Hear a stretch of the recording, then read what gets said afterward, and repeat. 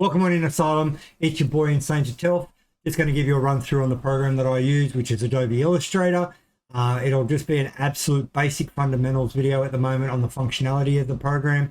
And then as more tutorials come out, I'll run you through on how I make my live text and all the other jargon that goes with it. With that being said, guys, make sure you ask each other, are you okay?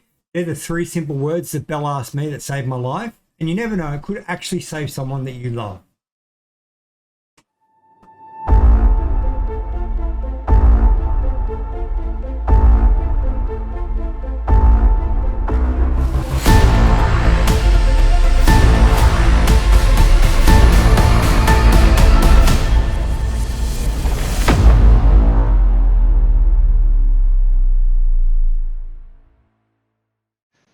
Hello. Is this thing on? Is it on?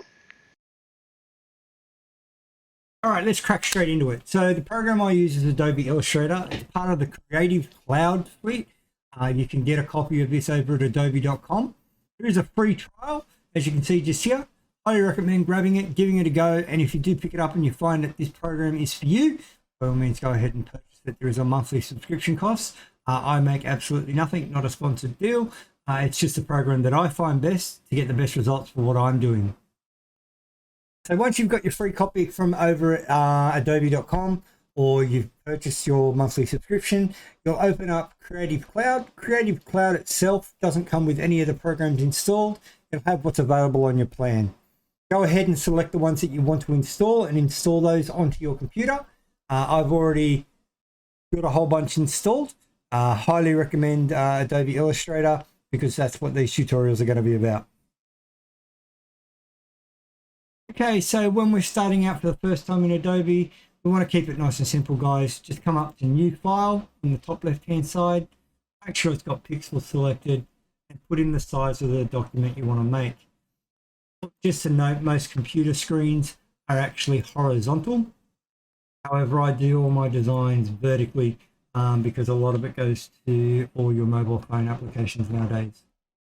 Then once you've made the sizes that you want, just hit create.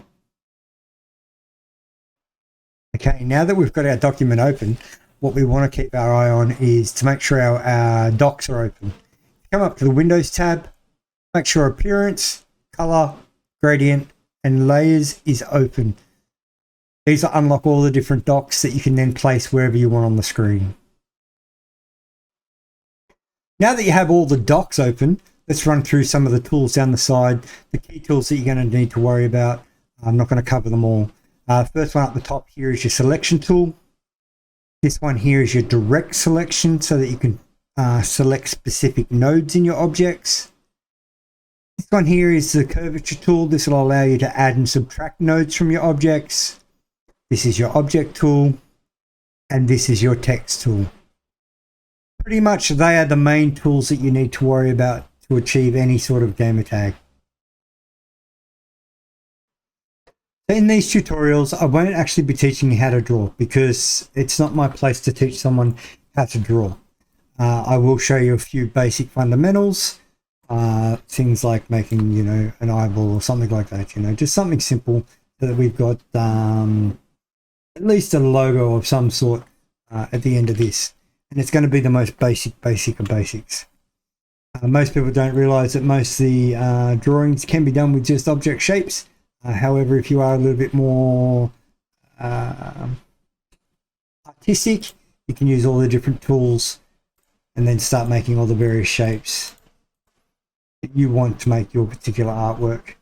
You can then come in with all your different paintbrushes and pencil tools and just start drawing and doing as you so please. With that being said, that's not what we're going to be teaching here. We're just going to be getting together just a very simple basic logo. And we don't want to overdo it. So first and foremost, we're just going to grab the star tool.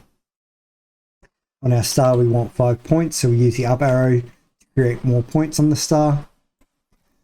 Once we've got our star, we can use the properties to center it to our artwork. Down here on the left hand side is where I put it. You might choose to put your doc somewhere else. This is your appearance tab. This is the most useful thing when you're making any sort of live text And in this here, this is the best way that you'll be able to do it, so that way you can just go ahead and change the name on any of the effects that you cause without having to do the effects every single time you want to do it. So with that being said, let's get our text tool. From here, type in obviously what you want your gamer tag to be. Select the font that you think best represents what you're trying to achieve. If you can't find a font you like, you can go to defont.com, or you can just turn around and change this to an outline, which no longer makes it a font, it makes it now an object. And then you can start coming in with your curvature tool. Oops, once you've got it selected, that is. And start playing around and customizing the actual shape of the letter and doing what you want with it. Remember, at any point, if you don't like what you've done, Control Z takes it back one step every time. Control Z, you will find, will be your best friend when you're trying to accomplish absolutely anything as an artist. Don't be scared to try something. If you don't like it, you can always undo it. So once you've got the font selected that you want, I always try and leave them as an actual font, but if you create it as an outline, you won't be able to change it later on. So say for instance, I make this as star, someone likes the effect and they want me to use their name on that effect, I have to go ahead and recreate it all. However, if I do it this way by keeping it as an active text, I can make the live text down here in the appearance and change it at a later date. Let's go ahead and add some simple effects to our letters and make it a little bit different than what we've got going on here. So once you've got your appearance tab down here, just add a new layer. That layer itself will then give the font an actual color behind it. If I come up here and turn off the actual fill, it gets rid of that layer, so please be aware of that when you do this. Once you've got your first layer there, this will represent the absolute top layer. If I change the stroke, it'll change the stroke around the outside. As you can see, if you want it so that the stroke appears behind the fill, all you need to do is just simply drag it and it pops it behind. So the order is always important when you're actually making your live text. Next thing you want to do is you just want to add another layer. Drag that layer below the first layer. Make sure you select that layer and then go ahead to the effects tab. Once you're in the effects tab, choose the effects that you want to actually add. So most of the time I start by offsetting the path just a little bit. When you do it, you notice how you cannot see the difference between the two different layers. This is because of the color selection that we've done. What I usually do is I like to come in here, even if it's not the right color, just choose a different color and then start adding the effect. So then that way I can see specifically how much of an effect it has had on my particular text and font. At any stage, you can go back to a previous layer and add another effect to it. So for example, if we want to add a drop shadow in between our text and our background, all we have to do is come through and add the drop shadow this way. As you can see, quite simply, it's now just raised the text and given it a little bit more depth. At any stage, you can do this. You do not have to do it at the start. You can just keep going ahead, adding all your various layers, so that way you can get whatever effects you're trying to accomplish on the actual artboard, and then you can go back later and style it to how you want to style it to suit what you're doing.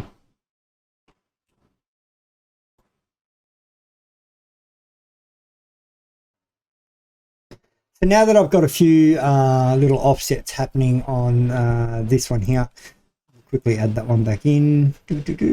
Path, offset.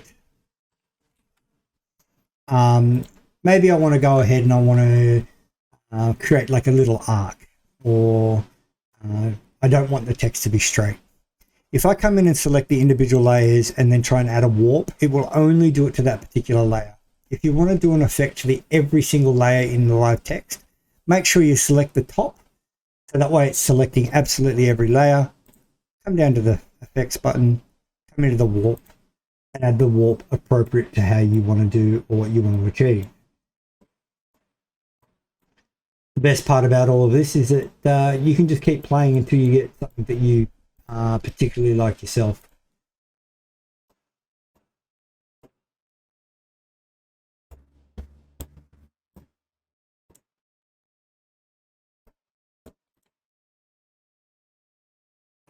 Now keep aware, if you don't have the object selected when you're trying to apply these effects in your appearance tab, you will not be able to apply them. Because as you see, for example, if I come here, apply a text, drop shadow, nothing happens.